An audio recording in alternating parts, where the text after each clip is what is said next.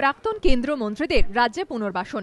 মুখ্যমন্ত্রীর নির্দেশে ইউপিএ 2 থেকে দলের পদত্যাগে 6 মন্ত্রী এবং সাংসদ দীনেশ ত্রিবেদীকে নিয়ে গঠিত হলো উপদেষ্টা মণ্ডলী। মুখ্যমন্ত্রীর অধীনেই কাজ করবেন সবাই। সরকারের দাবি, এই উপদেষ্টা মণ্ডলী রাজ্যের আর্থিক এবং সামাজিক উন্নয়নে কাজ করবে। প্রয়োজনীয় পরামর্শ দেবে সংশ্লিষ্ট দপ্তরগুলিকে। গত 29 সেপ্টেম্বর এই প্রস্তাবে সম্মতি দেন প্রাক্তন মুখ্য সচিব সমর ঘোষ। উপদেষ্টা মণ্ডলীতে প্রত্যেককে আলাদা আলাদা দপ্তরের দায়িত্ব দেওয়া হয়েছে। পরিবহন দপ্তরের উপদেষ্টা হচ্ছেন মুকুল রায়, শিল্প বিষয়ক দপ্তরের দায়িত্ব সৌগত রায়কে, নগর উন্নয়ন দপ্তরের উপদেষ্টা সুদীপ বন্দ্যোপাধ্যায়, গ্রাম উন্নয়নের দায়িত্বে শিশির অধিকারী, পর্যটন দপ্তরের দায়িত্ব দেওয়া হয়েছে দীনেশ ত্রিবেদীকে, সুন্দরবন উন্নয়নের দায়িত্ব চৌধুরী মোহন জাটুয়ার এবং সংখ্যালঘু উন্নয়ন দপ্তরের দায়িত্বে সুলতান আহমেদ। এই নির্দেশিকা কার্যকর হয়েছে 1 অক্টোবর থেকে। স্থির হয়েছে মহাকরণেই বসবেন উপদেষ্টা মণ্ডলীর সদস্যরা। যদিও এখনো সদস্যদের জন্য ঘর নির্দিষ্ট করা হয়নি। মহাকরণ সূত্রে খবর, প্রত্যেকের জন্য ঘরের বন্দোবস্ত করতে ইতিমধ্যে পূর্ত দপ্তরকে নির্দেশ দিয়েছেন মুখ্যমন্ত্রী মমতা বন্দ্যোপাধ্যায়।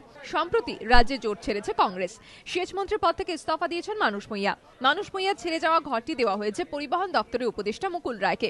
দায়িত্ব বুঝে নিয়ে শুক্রবারই পরিবহন মন্ত্রী মদন মিত্র এবং দপ্তরের অন্যান্য আধিকারিকদের নিয়ে বৈঠক করেন মুকুল রায়। সুমন ঘরায় রিপোর্ট, এবিপি আনন্দ, কলকাতা।